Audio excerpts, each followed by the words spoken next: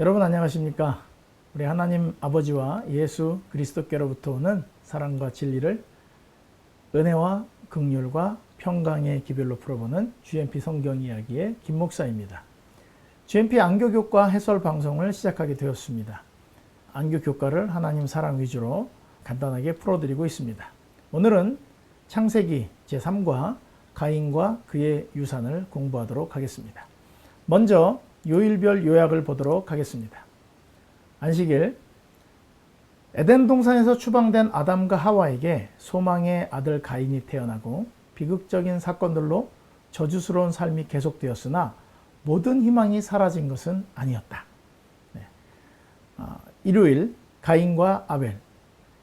아담과 하와의 첫 아들 가인은 그 부부에게 약속된 구주로 여겨졌고 그들이 거의 숭배한 아들이었다. 이렇게 요약할 수 있겠습니다. 월요일, 두 종류의 재물. 가인은 하나님의 요구를 무시하고 자신이 농사지은 땅의 소산으로 재물을 드렸지만 연락받지 못했고 아벨은 순종함으로 연락하심을 받았다. 그리고 화요일, 범죄. 가인은 제사를 드리고 난 후 자신의 재물이 연락되지 않음을 몹시 분노했으나 하나님은 그가 스스로 깨닫기를 바라시며 찾아오셨고 선을 행하고 죄를 다스리라고 하셨다. 이게 화요일 요약입니다. 자, 수요일, 가인에게 내려진 형벌. 하나님께서 아우를 죽인 죄를 지은 가인을 찾아오셔서 내 아우가 어디 있냐고 물으시고 회개도 하지 않은 죄인에게 보호를 약속하시어 사랑을 보여주셨다. 목요일, 사람의 악함. 가인의 후손 중 람에게 노래를 통하여 하나님을 떠난 인간의 악함을 알 수 있다. 인간의 악함에도 하나님은 아벨 대신에 다른 씨를 주심으로 메시아 계보를 이룰 수 있도록 하셨다. 네, 이것이 이번 제3과 가인과 그의 유산에 대한 요약이라고 말씀드릴 수 있겠습니다. 자, 또 4장으로 들어가기 전에 우리 언약에 대해서 좀 살펴보도록 하겠습니다. 이 언약에 대해서 살피는 이유는 제사를 드리게 된 가인과 아벨의 그 문제점이 뭐였냐면 피를 가지고 제사를 드리느냐 그렇지 않느냐 이 문제였습니다. 자, 첫 번째 언약은 하나님과 인간이 첫 번째 맺은 언약은 여러분들이 지금 보시는 대로 선악과를 놓고 선악을 알게 하는 나무의 실과를 놓고 먹으면 죽는다. 안 먹으면 산다. 하나님께서 먹지 말라고 그들과 언약하셨습니다. 그런데 사람이 그 언약을 깼습니다. 그럼 깼으면 죽어야 되거든요. 근데 하나님께서는 그들을 너무 사랑하셔서 언약을 깼을 때 그들이 받아야 할 죽음의 결과를 하나님이 인간이 되셔서 대신 당하기로 결정하시고 다시 언약을 체결하기로 하셨습니다. 언약대로 하면 우리가 다 죽어야 되는 사람들이에요. 근데 하나님이 우리를 법대로 하지 않으셨다는 거예요. 부모 자식 간에 법대로 합니까? 법대로 안 합니까? 법대로 안 하죠. 자식이 부모 지갑에서 돈 뺐다고 경찰에 신고하고 그러지 않습니다. 법은 있지만 이 자녀를 사랑하는 마음이 그들을 이렇게 체벌하고 벌을 줄 수는 있어도 그들이 바른 길을 가도록 하는 것이지 결코 그들과 법대로 하는 일은 없습니다. 그래서 하나님께서 그들에게 새 언약을 주셨습니다.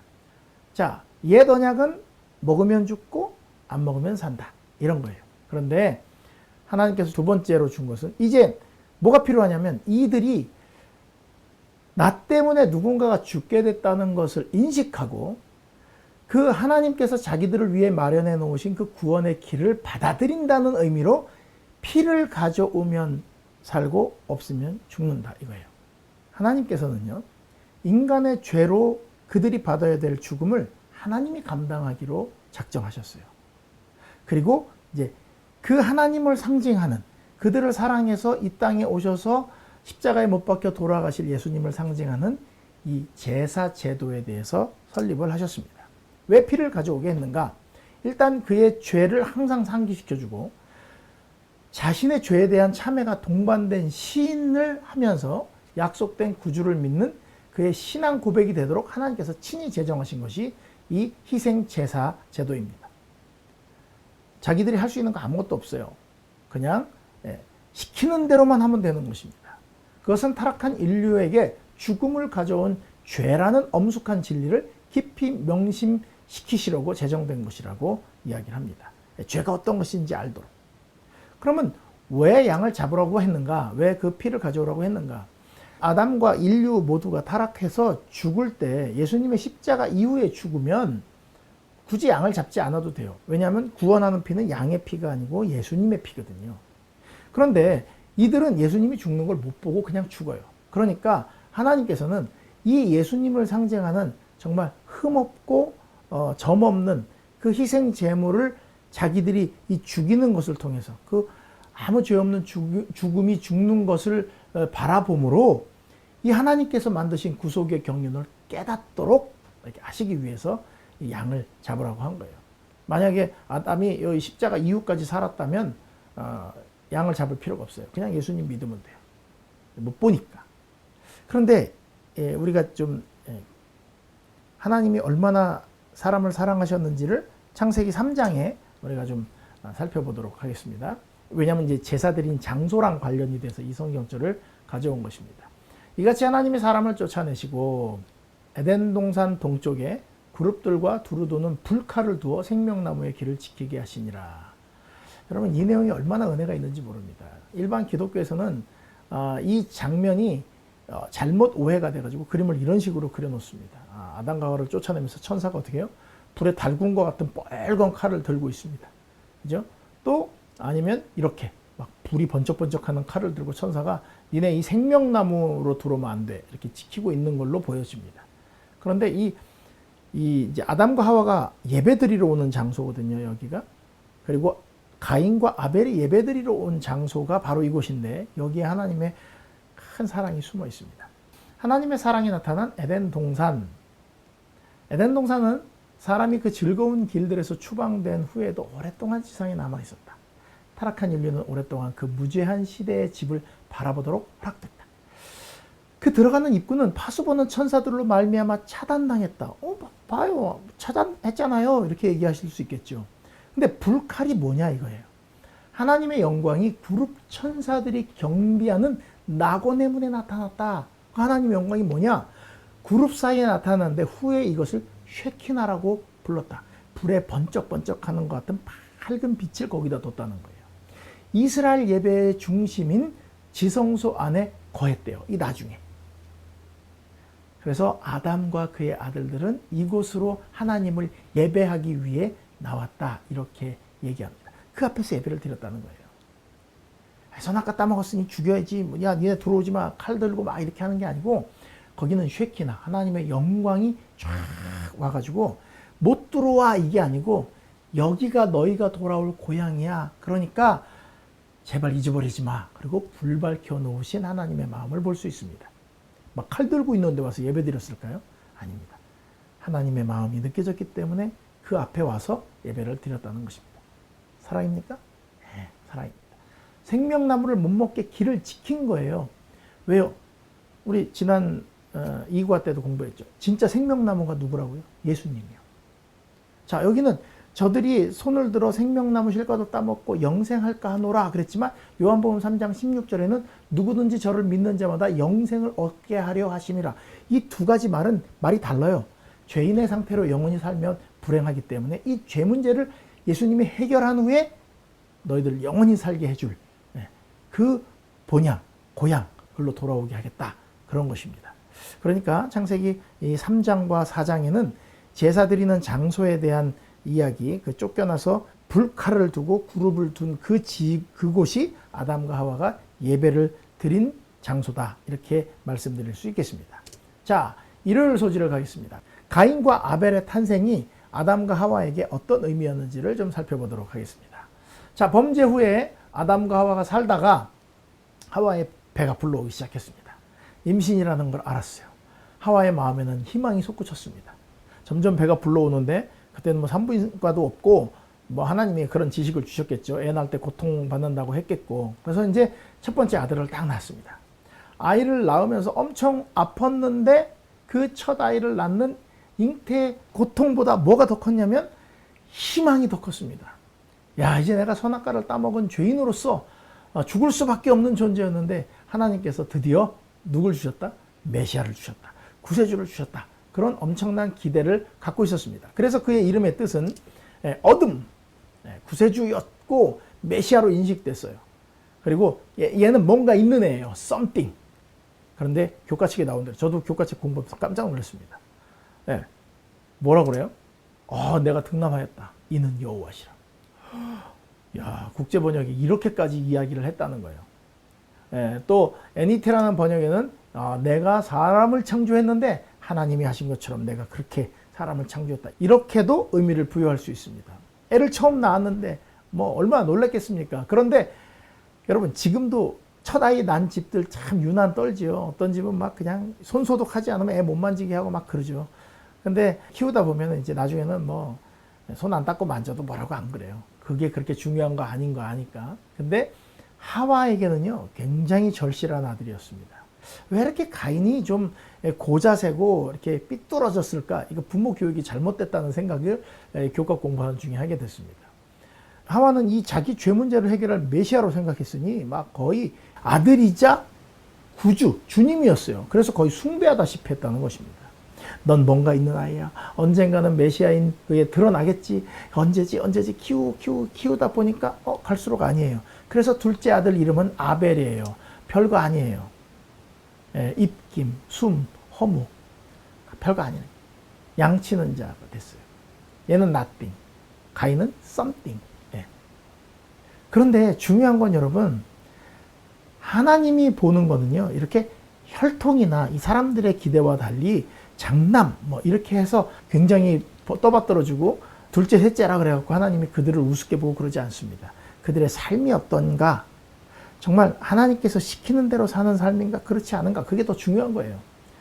학교를, 삼육학교를 나오고, 지금 그 집안이 몇 대가 교회를 믿고 아버지가 누구고, 그게 좋을 때도 있어요. 그러나 그보다 더 중요한 것은 지금, 당장 그 사람 삶에 있어서 하나님이 명하신 대로 살고자 하는 이 아벨의 정신이 있는 것이 훨씬 더 중요하다는 것입니다.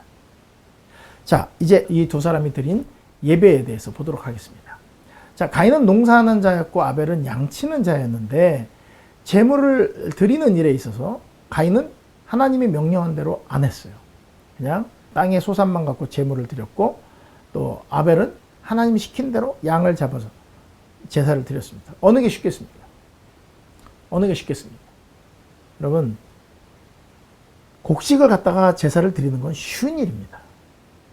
그때 당시는 죽음을 보지 못한 때였기 때문에 아담과 하와는 제사를 드릴 때마다 자기 죄로 죄 없는 양이 죽어가는 것을 보고 너무너무 슬퍼했어요. 지금 사람 죽어서 슬퍼하는 것보다 훨씬 더 슬퍼하면서 그 자기 죄가 어떤 것인지 알았어요. 근데 아벨은 그런 걸 잘 모르잖아요. 그럼에도 불구하고 이 살아있는 생명을 죽여서 그걸로 제사를 드리는 일이 훨씬 어려운 일이었습니다. 자, 가인을 이렇게 보면 어려서부터 버릇이 좀 잘못된 것 같아요. 하도 어려서부터 그냥 오냐 이렇게 키운 것 같아요. 그죠? 네, 가인이 그랬어요. 아벨은 하나님께 충성하는 정신을 가졌으며 타락한 인류를 다루시는 창조주의 공의와 자비, 그것을 보고 감사하는 마음으로 구속의 소망을 받아들였대요. 그런데 이 아벨은 지금 양치는 자잖아요. 그러니까 양치는 사람으로서 그때 당시는 양치는 일이 지금으로 말하면 3D 직종 같은 일이었을 거예요. 왜냐하면 그때는 고기를 먹을 때도 아니기 때문에 짐승 키우는 일이 짐승에서 비 맞고 이러면 냄새 나고 그러죠. 그러니까 가인은 농사를 짓고 깔끔하고 항상 먹는 일을 다루니까 가인은 굉장히 중요한 요직에 있는 사람이고 아벨은 제사 드리고 옷을 입는 거 외에는 쓸데없는 약간 좀 이렇게 천시되는 직종에 일하는 사람이었다는 거예요. 그런데 가인은 그러니까 자기는 항상 중요한 일을 하고 항상 기대감이 있는 사람으로서 대접을 받아왔기 때문에 자존감이 높고 자존심도 센 그런 사람이었을 거예요. 아담과 하와가 에덴 동산 가서 예배를 이렇게 드리죠. 제 아이들과 함께 얘들아 예배 드리자. 근데 막 아담과 하와가 눈물 흘리면서 예배 드리고 하니까 자신의 막 죄를 안타까워하는 모습을 볼 때마다 가인은 왜 저러지? 이렇게 된 거예요. 같은 이야기를 듣고 같은 모습을 보는데 두 형제의 생각이 달랐어요. 하나님의 지시사항이 똑같이 주어졌습니다. 인간의 죄를 대신해서 죽으실 그 어린 양, 하나님을 상징하는 양의 피를 가져오면 살고 그 피가 없으면 안 된다, 죽는다. 이렇게 얘기를 했는데 가인과 아벨은 똑같이 들었음에도 불구하고 가인은 순종하지 않았다는 것이죠. 아벨은 하나님께 충성하는 정신을 가졌으며 타락한 인류를 다루시는 창조주의 공의와 자비를 보고 감사하는 마음으로 구속의 소망을 받아들였다. 그러나 가인은 반역의 정신을 품었으며 아담의 죄로 인하여 땅과 인류에게 선고된 저주 때문에 하나님께 대해 불평하였다. 이 사단의 정신이랑 똑같은 것입니다. 그는 자기 찬양의 갈망과 하나님의 공의와 권위에 대한 의심을 품었다. 여러분, 하나님께서는 구속의 경륜을 마련하셨어요. 인간이 죄를 짓자마자 바로 발동이 됐습니다. 그 구속의 경륜이 뭐였습니까? 죄를 지었을 때 하나님께서는 자진해서 죄의 수치를 다 가질 거다. 너희들은 죄값을 치르지 않을 거야. 내가 다 갚을 거야. 이렇게 하셨어요. 그래서 천사들은 그 하나님의 죽음으로 많은 사람들이 속량되고 사망의 권세 잡은 자를 멸하실 것이라고 보증하신 하나님을 보면서 막 감동에 맞지 않았어요. 그리고 죄와 죄인들은 완전히 죄가 될 것이고 앞으로 결코 하늘이나 땅의 평화를 어지럽히지 못하게 될 이 모든 구속의 계획을 다 세우고 천사들에게도 기뻐하라고. 내가 이 모든 것을 행할 것이니까 너희들은 감사하라고. 그래갖고 모든 사람들이 이 하나님의 구속의 경륜에 감탄하고 감사했습니다. 그때 기쁨, 말로 나타낼 수 없는 기쁨이 하늘을 가득 채웠다. 하나님이 이런 일을 계획하시다니, 와, 정말 사랑이 너무 크셔. 그런데 그렇게 다들 감탄을 받는데 누구만 감동을 안 받았냐면 가인만 감동을 안 받은 것이죠. 여러분, 말씀이 선포될 때 하나님을 향한 마음을 가지고 있지 않고 자기 고집, 자기 생각만 하고 있으면 감동이 사라집니다. 감동이 사라지면 의심하고 불평하게 되고요. 그 의심하고 불평하면서 가인과 같은 마음을 가지게 돼요. 마음을 민감하게 하셔야 합니다. 하나님의 말씀을 자꾸 묵상하고 생각하셔야 돼요. 하나님이 어떠한 희생을 치르셨는지 그 마음을 헤아려 보십시오. 하나님이 뭘 기뻐하실지. 그러면 감사가 흘러나옵니다. 하나님께서는 막 죄 지은 사람들 죽여도 되는데 그러면 언약대로 가는 거예요. 그런데 하나님은 그런 성질을 갖고 계신 분이 아니에요. 그의 품성이, 그래서 그들을 위해서 내가 대신 죽겠다 하시고 다시 언약 맺으시고 증표로 가지옷을 주시면서 불 밝혀놓고, 아벨은 감동하고 받아들이는데 가인은 반역, 하나님께 불평. 이게 이과에서 공부한 대로 사단이 역사하는 게 이런 거예요. 하와를 꼬실 때 불평하고 의심하게 만드는 것이죠. 그러다가 그들이 직접 제사를 드려야 할 날이 다가왔습니다. 가인은 제단을 쌓고 희생을 가져오는 점에서 하나님께 순종을 했지만 부분적인 순종만 드렸다, 이렇게 얘기를 합니다. 가장 요긴한 법은 구속주의 필요성에 대한 인정을 딱 제껴버린 것입니다. 화요일 날 범죄로 들어갑니다. 제물을 드렸는데 아벨의 제사는 하나님께서 연락하시고 가인의 제사를 안 받았습니다. 그랬더니 열이 났어요. 시킨 대로 안 하고 열내는 거 참 특이한 성격입니다. 여러분들 왜 그런 거 있잖아요. 너무나 부잣집에서 자기만 이렇게 오냐오냐 하고 자라가지고 학교 가면 애들을 다 종처럼 보고 자기 멋대로 하려고 하는 그 성질 머리가 지금 가인에게 들어와 있는 것입니다. 여호와께서 가인에게 이르시되, 전 여기만 봐도 가슴이 뭉클해요. 왜냐하면 울그락불그락 하고 화를 내고 있는 가인에게 하나님이 찾아오셨어요. 왜 분내니? 이거예요. 막 화내신 게 아니에요. 왜 그래? 너 얼굴이 왜 변했어? 이렇게 물어보신 것입니다. 지금 내가 하라는 대로 선을 행하면, 옳은 대로 했으면 어찌 그 얼굴이 이렇게 울그락불그락 하겠니? 네가 내 말을 안 들어서 그렇지. 그러니까 네가 선을, 옳은 일을 행하지 않으면, 아는데 옳은 일을 안 행하면 이 죄가 문에 엎드려가지고 너를 죄짓게 할 거야. 그러니까 너는 죄를, 그 마음을 잘 다스렸으면 좋겠다. 하나님께서 이야기를 하고 가셨습니다. 그런데 가인의 불만은 더 고조가 됐어요. 왜 고조가 됐는가? 내 제사를 안 받아주신 것도 열받는데 아벨이 와서 이야기를 하는 것입니다. 형, 하나님이 그렇게 하지 말라 그랬잖아. 하나님이 하신 방법대로, 하나님이 알려주신 방법대로 제사를 드리면 좋겠어, 형. 그렇게 간청을 하니까 와, 이제 열이 확 받는 것입니다. 나띵이 썸띵한테 충고를 하는 거예요. 여러분 생각해 보세요. 내가 교회를 20년 다녔고 30년 다녔는데 이제 교회 온 지 한 일주일, 한 달밖에 안 된 사람이 여러분 우리 이렇게 살면 안 됩니다. 우리 기도 열심히 해야 됩니다. 그러면 이 사람이 진짜 맞는 소리를 하는구나. 이럴 것 같아요?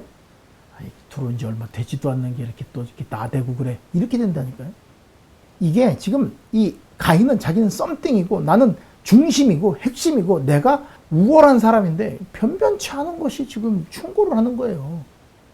여러분 안식일교회 안에서는요 36대가 최고예요. S대 서울대 나온 사람이 무시당하는 교회는 우리 교단밖에 없을걸요. 36고등학교 나온 애들이 뭐 이렇게 저기 뭐 경기고등학교 그다음에 저기 뭐 대구에 있는 막 이렇게 유명한 학교 나온 사람들보다 훨씬 더 기세 펴고 다니는 교회가 우리 교회 상식이 안 통해요. 그러니까 죽일 수밖에 없는 겁니다. 막 열이 받는 거예요. 그래서 장자로서 그는 동생의 권고를 받을 처지가 아니라고 느끼고 충고를 무시했다는 거예요. 말이 맞는데 말은 맞아. 말은 맞는데 난 네 말 듣고 싶지가 않아. 이렇게 된 것입니다. 여러분 교회에서 누가 무슨 말을 하든 그 말이 맞나 틀리나만 보세요. 그 사람 보지 마세요. 말이 맞으면 순종하십시오. 굴복하십시오. 하나님의 말씀이 내 마음을 건드리더라도 말씀이 맞으면 순복하시는 게 맞습니다. 그렇지 않으면 가인의 길을 가게 됩니다. 아벨의 자세를 보세요. 온유하게 그러나 두려움 없이 이렇게 가인에게 잘못됐다는 것을 이야기를 해줬습니다. 하나님이 엄마 아빠를 그냥 죽였으면 어떡할 뻔했어. 우리 태어나지도 못했잖아. 막 이러면서 이제 얘기를 했겠죠. 그런데 이게 누구에게 듣는 거예요? 아벨에게 듣는 거예요. 열이 받는 것입니다. 야, 난 지금 안 그래도 제사도 안 받아서 하나님이 안 받아서 열받아 죽겠는데 지금 니까짓게 나를 충고를 해. 이렇게 된 것이죠. 이성과 양심은 그에게 아벨이 옳다고 말했지만 지금까지 자기의 권고를 들어오던 아우가 이제는 건방지게도 그를 불명예스럽게 만들고 자기의 반역에 조금도 동조하지 않는다 하여 경노하였다. 어떻게 했어야 돼요? 형 하나님 이상하다 그치? 정성껏 갖고 왔는데 받아주시면 어때? 이렇게 했어야 되는데 아벨이 하나님 말씀대로 해라고 얘기를 하니까 더 열이 받은 것입니다. 그래서 가인은 아벨을 죽이게 됩니다. 수요일. 저는 이번 교과를 공부하면서 이 수요일이 가장 가슴이 벅찬 소지였습니다. 가인에게 내려진 형벌이라고 되어 있는데 그렇게 생각하지 않습니다. 왜 그런지 알려드리겠습니다. 자, 찾아오신 하나님. 가인이 아벨을 죽였습니다. 죄의 결과가 너무나 빨리 나타났어요. 아담과 하와가 슬픔에 빠지게 되죠. 그런데 하나님께서 딱 나타나셔가지고 바로 그에게 말씀하십니다. 네 아우가 어디 있느냐? 내가 아우를 지키는 사람입니까? 이렇게 얘기합니다. 그랬더니 네가 무엇을 했느냐? 네 아우의 핏소리가 땅에서부터 내게 호소한다. 가인이 무슨 일을 했는지 하나님이 다 알고 계신다는 것을 말씀하신 것입니다. 여러분 사람을 죽이고도 마음에 안타까움이 없는 사람, 그러니까 이게 완전히 이 사이코패스처럼 성격 파탄자예요. 동생을 죽여놓고 자기는 모른 척하는 것입니다. 아담은 낙엽이 떨어지는 것을 보고도 지금 사람이 죽어서 슬퍼하는 것보다 더 슬퍼했다는데 이 아들 이 가인은 아니에요. 회개도 안 해요. 내가 아우 지키는 사람입니까? 여러분 우리는 아우 지켜야 되는 사람들입니다. 하나님께서 우리를 그렇게 부르셨어요. 그리고 이제 하나님께서 그에게 네가 지은 죄가 무엇인지 다 이야기하시죠. 땅이 그 입을 벌려 내 손에서부터 아우의 피를 받았음죠. 내가 땅에서 저주를 받으리. 자, 이제 이걸 가지고 우리 하나님이 가인을 저주했다 이렇게 얘기하시는데 땅에서 받을 게 어떤 것인지를 얘기해 주는 것인데요. 받가라도 땅에 다시는 너에게 효력을 주지 아니할 것이다 그랬어요. 여러분 뒤에 가면요. 가인의 후손들만 돈 버는 직책 다 가집니다. 효력을 못 받긴 뭘 못 받습니까? 그리고 너는 땅에서 피하여 유리하는 자가 되리라. 죄가 그의 마음을 장악했기 때문에 그는 그 동생을 죽인 그 일 때문에 두려움에 빠지게 될 거라는 거예요. 하나님께서는 그 앞으로 가인이 자기가 뭔지도 모르는 죄를 진 거죠. 사람을 죽이는 게 어떤 것인지 모르죠. 화가 나서 그렇게 했지만 여러분 지금 하나님과 이야기하고 있지만 그는 이미 벌써 등을 돌린 상태예요. 하나님을 등진 상태입니다. 살려주세요 하면 부모가 못 이기는 척 받아주는데 하나님을 더 가슴 아프게 하고 떠나는 거예요. 그러면서 무슨 걱정을 합니까? 아, 내 죄가 너무 중해서 나를 만나는 사람이 나를 죽일 겁니다. 막 이래요. 그랬더니 하나님이 아니다. 너 죽지 않을 거야. 내가 너를 죽이는 사람에게는 7배나 갚을 거다. 그러면서 표를 주셨대요. 아니 여러분, 이거 가인만 여기서 죽였어도 죄가 그렇게 많이 안 번졌을 거예요. 그런데 가인을 살려두셨어요.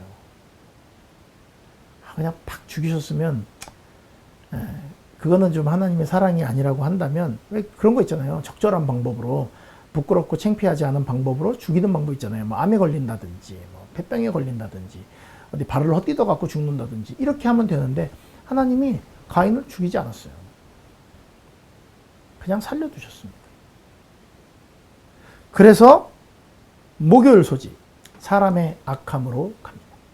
여러분, 이 가인의 후손 중에 라멕이라는 사람이 있는데 두 아내를 취했어요. 다 일부 일처제였는데 이 사람이 일부 다처를 시작했습니다. 일부 다처를 시작한 게 중요한 게 아니고, 이게 뭐냐면 정욕대로 살았다는 것입니다. 이 사람은. 그런데 이 라멕의 자식들이 얼마나 출세하는지, 쉽게 얘기해서 가인의 후손들은 땅의 소산을 못 먹을 거라 그랬는데 땅의 소산으로 얼마나 잘 먹고 잘 사는지가 나옵니다. 그런데 창세기 4장 23절에 가면 이 라멕이 아내들에게 하는 말이 나옵니다. 노래가 나옵니다. 내 목소리를 들어라. 라멕의 아내들이여, 내 말을 들으라. 나의 상처로 말미암아 내가 사람을 죽였고 나의 상함으로 말미암아 소년을 죽였도다. 이게 무슨 말이냐? 누가 나를 상처를 냈어요. 그러면 너 혼내줄 거야. 이렇게 한 대 때리고 마는 게 아니라 나 상처 죽여버려. 소년이 내 발을 밟았어요. 죽여버립니다. 그렇게 악해졌다는 거예요. 머리가 너무너무 좋고 건강해서 오래 사니까 죄도 아주 심각하게 깊어져 갖고 하나님께서 세상을 홍수로 멸망시킬 수밖에 없는 지경에까지 이르게 된 것입니다. 이런 일이 일어날 수도 있지만 가인을 죽이지 않고 회개할 기회를 주신 거예요. 사람들은 이야기합니다. 하나님이 그럴 줄 알면서 왜 살게 두셨는가? 여러분, 가인은요, 범죄로 말미암아 즉시 죽여도 아무 상관이 없었는데 하나님이 안 하셨어요. 회개할 기회를 주셨어요. 그런데 그 회개할 기회를 받은 가인이 점점 마음을 강팍하게 하고 다른 사람들에게 죄에 영향을 끼치는 사람이 됐다는 거예요. 그것 때문에 이 세상이 죄로 멸망할 수밖에 없는 그런 세상이 됐다는 것입니다. 그러니까 사람들은 얘기합니다. 하나님 그거 죽여버리시지.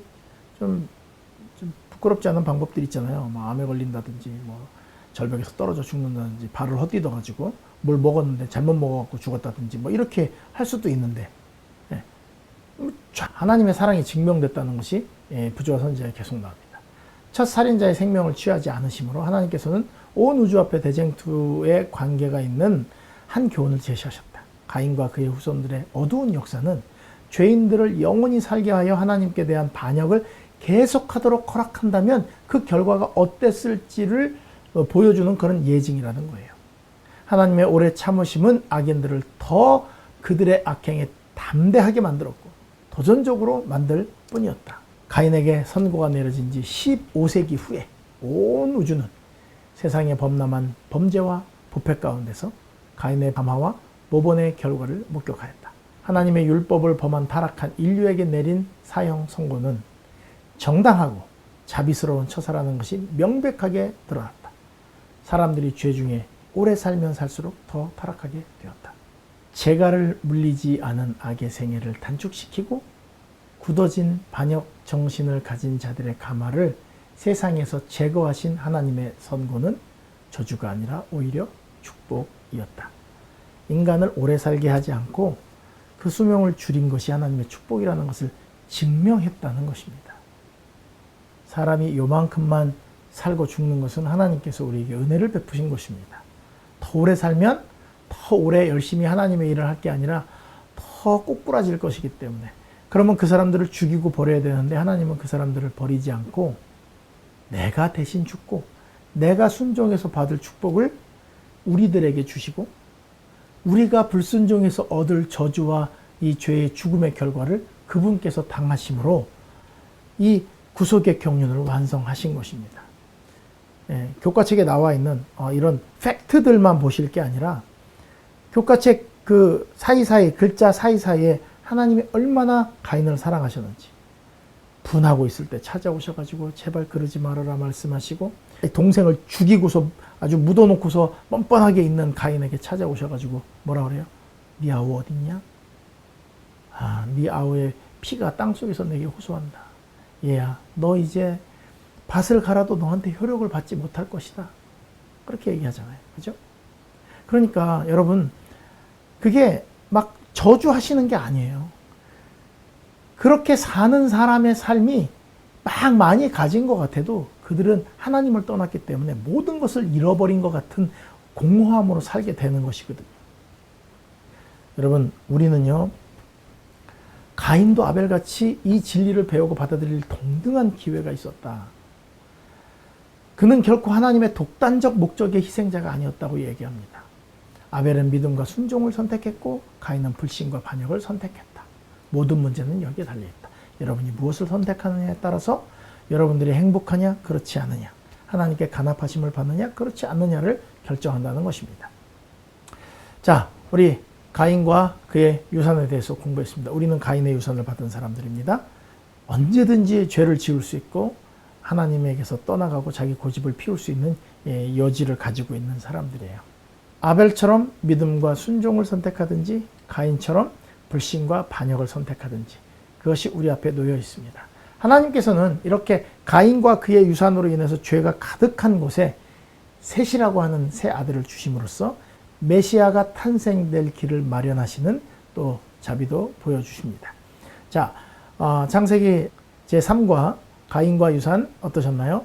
여러분들 공부하시고 난 다음에 제가 말씀드린 몇 가지 우리 하나님이 얼마나 사랑이신지 내용도 살펴보시고 아벨처럼 믿음과 순종의 길을 선택하시는 여러분들이 되시기를 간절히 바라면서 교과해설 방송을 마치도록 하겠습니다.